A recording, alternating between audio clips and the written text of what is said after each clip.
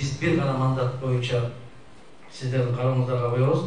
Номер 2 Баткен шайлоо округу боюнча Төлөмүшев Бегалы Пирмаматовичке талапкерлигин көрсөтүү жөнүндөгү маселени киргизебиз. Bir mandаттуу номер 2 Баткен округу боюнча Төлөмүшев Бегалы Пирмаматовичтин талапкерлигин бекитүү жөнүндө макул 102, каршы жок. Рахмат. Ушул мандат комиссиясынын биринчи протоколун бекитип коюу жагы суралып атат. Съезден добуш берүү менен ушуну бекитип койсок. Ким макул? Каршы? Калыс? Жок. Бегалы мырза, 100% ишеним. İşinizde ilgili olsun. Aktarda olmaz. Құдай қаласа, жоғарғы кеңеште ушундай эле ийгилик менен элдин кызматын аткаруу насип эткен болсун.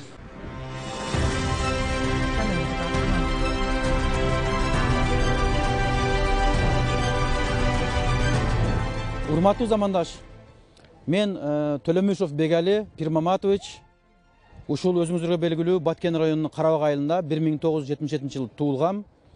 Жаштык балалык кезим ушул айылдан өттү. Тагдырдын тамашасы ушул өзүбүздүн ар ким өзүнө тагдыр тандайт эмеспи? Өзүнө жол тандайт демекчи. Шаардан, Борбор шаарыбыздан Улуттук университетинин мамлекеттик башкаруу жана политология ошол саясаттануу бөлүмүн бүтүрдүм 2002-жылы. 2 жылдай бою 2 жылдай министрликте иштедим. Өзүм соодага жакын болгондуктан ушул ишмердүүлүгүн баштадым. Бизнеске жакын болгондуктан ушу бизнес чөйрөсүндө ушул күнгө чейин өмүр сүрдүм. Чоң көптөгөн ийгиликтерди жараттым буюрса. Өзүңүзгө маалым болгондой, бүгүнкү күндө ар тармактуу иш жүргүзөм. Ошо бизнес туризм жаатында, курулуш жаатында, ошол эле учурда өндүрүш жаатында иш жүргүзөм.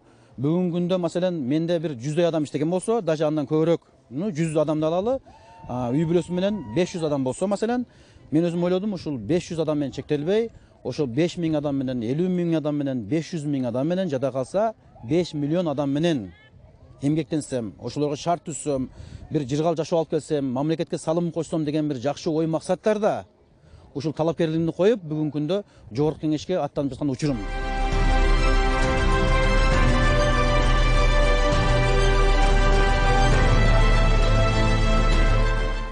Бегалы мырза азыр айтып өттү, 2010-жылы биринчи жолу Бүтүн Кыргызстан саясий партиясы шайлоого аттанганда ошол кезден баштап курамыбызда. Бул бир жагы, экинчи жагы мен келип таанышып, келгенде атасы менен дагы олтуруп, раматылык ажа бабасы менен чай ичип отуруп калдык. Мына ошол абабыздын жашоого болгон көз карашы, өмүргө принциптери. Анан а кишиге жалпы жашоочулардын болгон сый урматы. А киши да ошол Бегалы сыяктуу айтканында турган, каккан казыктай кыймылдабаган, принциптерин эч нерсеге алмаштырбаган, жөнөкөй жашаганды жакшы көргөн, бир сындырым нан тапса дагы маңдай тери менен тапканды жакшы көргөн, балдарын да ошондой тарбиялаган. Аксакалды көрдүм дагы. Мына ушундай азаматтардан биздин Бүтүн Кыргызстан партиясы куралышы керек деген чечимге келгенбиз. Эми Кудайым буюрса, Адан Кензебай жакшы айтты, эгерде бул бардык нерсе өзү Кудайдын буйругу менен болот да, биз эми аракет бизден. Эл колдоп берсе, Кудай колдосо, буюрса ошол депутат болуп калсак, бул жана депутат деген элдин үнү. Эми ошол депутат тандаганда дагы татыктуу талапкер тандашыбыз керек. Эми темадан сырткары дагы өзүм оюмду айтып өтөйүн.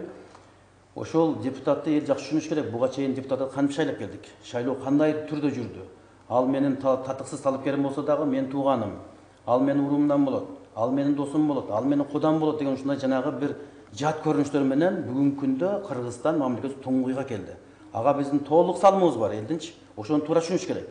Ошон үчүн дагы деле мүмкүнчүлүк бар. Ошол татыктуу талапкерди тандасак, келечекке кошон салымыбыз, ар бирибиздин салымыбыз.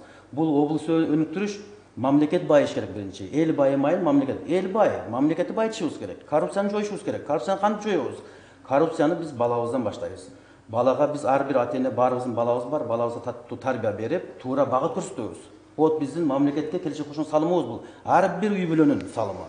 Вот ошондон башталат и ошол учурда ошо бала башкаргандай эле, бала тарбиялагандай эле ушул коомчулук биз шайлоого деле жакшы көңүл бурушубуз керек. Бул шайлоо жөнү эмес, шайлоо элдин тандоосу. ошол жакшынакай талапкерди, жакшынакай партияны, ошол лидерине карашыбыз керек, тазалыгына карашыбыз керек. Жанагындай көрүнүштөр болбойт эми. Дагы деле мүмкүнчүлүгүбүз бар мамлекет өндүргөнгөчү. Ошон үчүн татыктуу инсандар, адам Самаш окшогон ушундай улуу инсандар келсе, талапкерлер жана татыктуулар келсе буюрса, экономиканы өндүрүш оңой. Бул мисал алып өтөйүн. Ар бир нерсени мисал келтиргенибиз жакшы. Японияны алалы. Бир адамдын демилгеси менен, бир адамдын башкаруусу менен, адам Самаш айткандай, жанагы мыйзамды бекем кармады булар, тартиптик бекем кармады.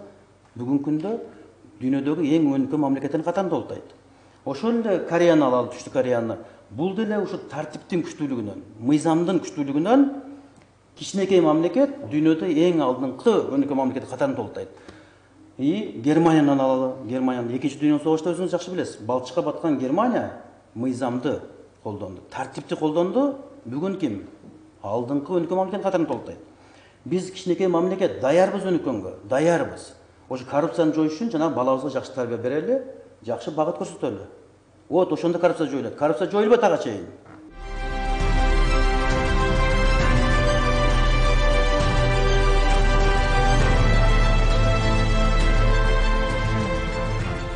Кудайым колдоп, ошол эле учурда элдин колдоосуна ээ болсом, ошол жогорку кеңешке мандат, депутаттык мандат тийсе буюрса, элдин ишеничин толук актайм деп өзүм сөз берем. Өзүмө ишенем, билимим жетиштүү, Кудайым буюрса, тажрыйбам жетиштүү. Элди таң калтырайын деген максатта, ошол таза ак эмге көтөйүн деген максатта жеңимди түрүп чыктым. Негизи мына айрым талапкерлер дейбизби, же болбосо башка партиянын өкүлдөрү, ошол партиядан чыккан талапкерлерби, көкөр кургундар аябай көп болуп атат. Бирок мени таң калтырбай койбойт алар. Эми ким канчалык, аны мен башка талапкерлердей убада бербейм, иш жүзүндө көрсөтөм буюрса. Иш жүзүндө көрсөтүшүбүз керек. Биз өзгөрүүнү өзүбүздөн баштайлы, урматтуу замандаш. Мына жакында Кудайым буюрса 28 ноябрда шайлоо күнү буга чейин деле ошо БШК тарабынан мына 10 талапкер, бир мандаттуу номер 2 Баткен шайлоо округунан 10 талапкерди 14 айыл өкмөтүнө БШК тарабынан уюштурулуп, өкмөт аралык жардамдар болуп, биз жерлерди кыдырдык. Ошону деле айттык, бул өзгөрүүнү өзүбүздөн баштайлы депчи. Мына бүгүнкү күндө президентибиз деле Садыр Нуркожоевич аябай жакшы шарт түздү. Сатылбайлы, силер жанагындай өзүңөр шайлагыла, бирок чимкирик деген ата конбой турган адамдарды шайлагыла деген мамлекет тарабынан деле ушундай сунуштар болуп атат. Келиңиз, колдонолу, татыктуу талапкерге добушубуз берели. Сиздин депутатыңыз тажрыйбалуу болсо, сиздин депутатыңыз таза болсо, сиздин көйгөйүңүз чечилет деген ойдомун. Ойлонолу, ойлонууга убакыт келди. Жүрөгүңүз менен кеңешели, урматтуу замандаш. Ар бир бүгүнкү күндө талапкердин программасы негизинен окшош экен. Биз анын окшоштугун кайдан билдик? Биз жанагы айылдарды кыдырганда, жерлерди кыдырганда, ар бир талапкер өзүбүздүн программабызды тааныштырдык, өзүбүздүн оюбуз менен бөлүштү менен. Ошондо мен байкадым, бирок баарыбыздыкы жанагы орусча айтканда стандартный программалар. Бул эми стандартный дегенде кандай? Бүгүнкү күндө мына өзүңүзгө маалым, бардык айылга баралы, бардык жерлерге баралы, суу маселеси. Чындыгында таза суу бизде жетишпейт бүгүнкү күндө. Ошол учурда суга суулар жетишпейт. Ошол учурда жанагы соц объектилер, мектептер жетишпейт. ФАПтар, больницалар, бала бакчалар жетишпейт. Но андан айырмаланып, мен баса белгилегим келет. Мен негизинен өндүрүшкө көңүл бурайын деп атам. Биз элге шарт түзбөсөк, элдин жашоо турмушун оңдой албайбыз. Өндүрүшкө басым жасашыбыз керек. Мен негизинен өндүрүшкө басым жасап атам. Миграциянын агымын азайтууга салым кошоюн деп атам. Элден айырмалануу ушул. Чек ара маселеси боюнча маселе көтөргүм келип атат. 5 жылдык мөөнөт, даже иштей турган кишиге 1 жылдык мөөнөт эле жетишет. Тажрыйбалуу, билимдүү, жанагы духу бар адамга 1 жыл эле жетишет. Адам өзүн 1 жылда көрсөтсө болот. Эми сөзсүзлүгү көрсөтүш максат эмес бул жерде.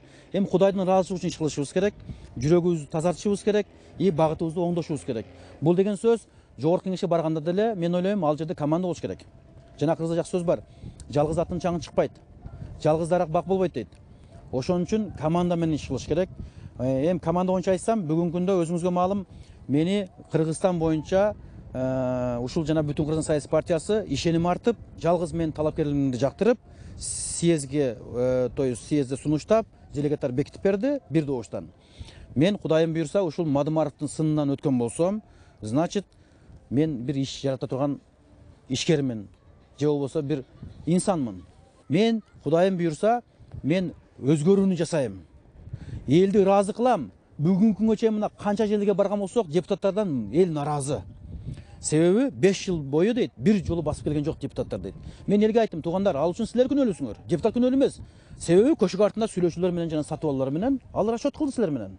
Эсептешкен. Эмне үчүн келиш керек? Мен тамашалап айтып атам да. Бирок элдин көйгөйү чындыгында чечпесе болбойт. Эл аябай наразы. Бийлик деле ушул буга чейинки бийлик ишеничтен кеткен. Ошол ишенимди биз кайтарышыбыз керек. Ал үчүн команда күчтүү болуш керек, ыймандуу болуш керек. Коррупция дейбиз, коррупцияны жойсок болот. Бирок бүгүнкү күндө биз жое албайбыз. Коррупциянын тамыры аябай чоңоюп кеткен. Тамырлашып кеткен коррупция. Аны айтпадым, балабыздан баштайбыз. Ошон үчүн мен үлгү болгум келет. Кудайым буйрса, үлгү болгум келет. Коррупцияны жана дагы да белгилем келет. Ошо балабыздан баштайлы. Жакшы тарбия татыктуу и туура багыт. Бүгүнкү күндө элдин түшүнүгү башка. Эл көп нерсени түшүнүп калды. Айтайын дегеним, жанагы акчага деле уже эл алданбай калды. Анан жанагы абройлуу адамдарга деле анча ишенбей калды. Ал жанагы шоуларга деле кызыкпай калды. Бүгүнкү күндө талапкерлерге аябай көңүл бура баштады. Мен ойлойм, толук ишенем, бүгүнкү күндө татыктуу талапкер тандайт. Абройлуулар өтпөй калды, илгеркилерчи. Элдин ишеничин айтпадымбы, чыккан алар. Депутат деген бул элдин үнү деген. Мен ошо политологияны бүткөнмүн, биз жана саясаттануу бөлүмүн бүткөнмүн. Бизде окутканда депутат бул элдин үнү деп окутканда. Бул депутат элдин үнү, элдин көйгөйүн бийлик укпайт. Себеби кантип уксун? Бийлик жетишпейт да, бизде канча айыл өкмөтү бар, канча район бар. Ошон үчүн депутат элдин өкүлү, элдеги көйгөйлөрдү, элдин арыз муңун жогорку бийликке жеткирүүчү адам. Элдин өкүлү.